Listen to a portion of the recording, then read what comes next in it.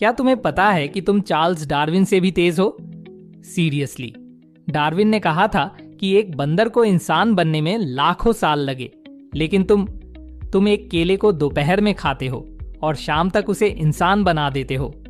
सोचो जरा, वो केला अब तुम बन चुका है। ये कोई छोटी मोटी बात नहीं है।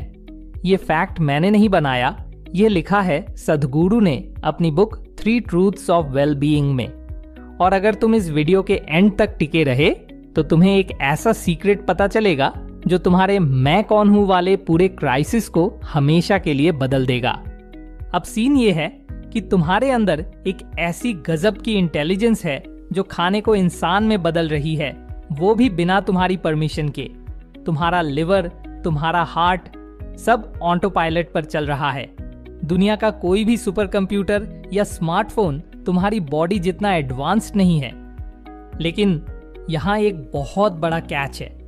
इतनी एडवांस्ड मशीन होने के बावजूद हम में से ज्यादातर लोग लाइफ में बस सरवाइव करने की कोशिश कर रहे हैं। हमारे अंदर 2 फोर्स हमेशा झगड़ती रहती हैं।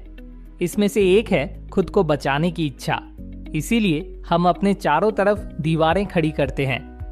यानी हम सोचते हैं कि ये दीवारें हमें सेफ रखेंगी, पर सच क्या है?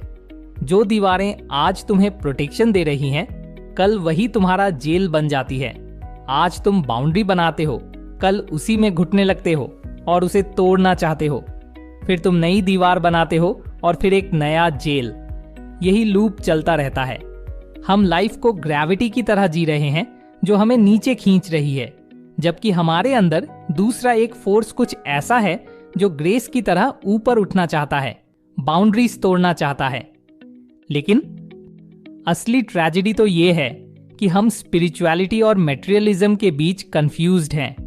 लोग सोचते हैं कि स्पिरिचुअल होने का मतलब है सब कुछ छोड़ देना। गलत। सद्गुरु कहते हैं, चाहे तुम कितने भी बड़े योगी बन जाओ, पेट भरने के लिए खाना तो चाहिए ही। यानी हर कोई मटेरियलिस्टिक है। फर्क बस इतना है कि कुछ लोग अपनी खुशी, प्यार और शांति के लिए दूसरों के सामने भीख मांगते हैं और कुछ लोग इसे खुद कमाते हैं। जरा अपने आसपास देखो, लोग बूढ़े हो रहे हैं। हमें लगता है कि उम्र के साथ विजडम आती है, लेकिन कड़वा सच ये है कि ज्यादातर लोग उम्र के साथ वाइज नहीं बल्कि वुंडेड होते जा रहे हैं। लाइफ उन्हें ठोकती है और वो उसे समझदारी में बदलने की जगह बस चोट खाए हुए लोग बनकर रह जाते हैं। वो अपनी खुशी के लिए बाहरी दुनिया पर डिपेंडेंट हैं। तो अब सवाल ये है कि रास्ता क्या है? सिंपल, अपनी लाइफ को डिबग करो। अभी प्रॉब्लम ये है कि तुम्हारे पास वर्ल्ड का बेस्ट हार्डवेयर तुम्हारा बॉडी और सॉफ्टवेयर तुम्हारा माइंड है, लेकिन तुम उसे ठीक से हैंडल नहीं कर रहे।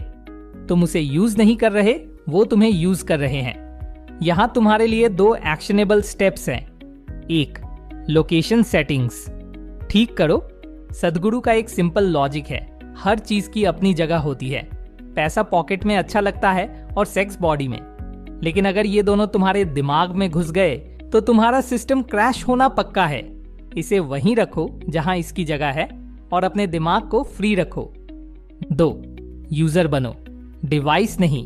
अभी तुम अपनी बॉडी की जरूरतों, हंगर, लस्ट, सर्वाइवल के गुलाम हो। यानी तुम्हारा बॉडी एंड माइंड तुम्हें चला रहा है। रियल फ्लेक्स ये नहीं है कि तुम हवा में उड़ सको। रियल फ्लेक्स ये है कि तुम अपनी बॉडी और माइंड के बॉस बन सको। अगर यह बात तुम्हारे माइंड की बत्ती जला गई तो इसे अभी अपने उन फ्रेंड्स के साथ शेयर करो जो लाइफ में कंफ्यूज्ड हैं। और अगर तुम अपनी बॉडी, माइंड और एनर्जी को हैक करना चाहते हो तो यह बुक जरूर खरीद कर पढ़ो। नमस्कार।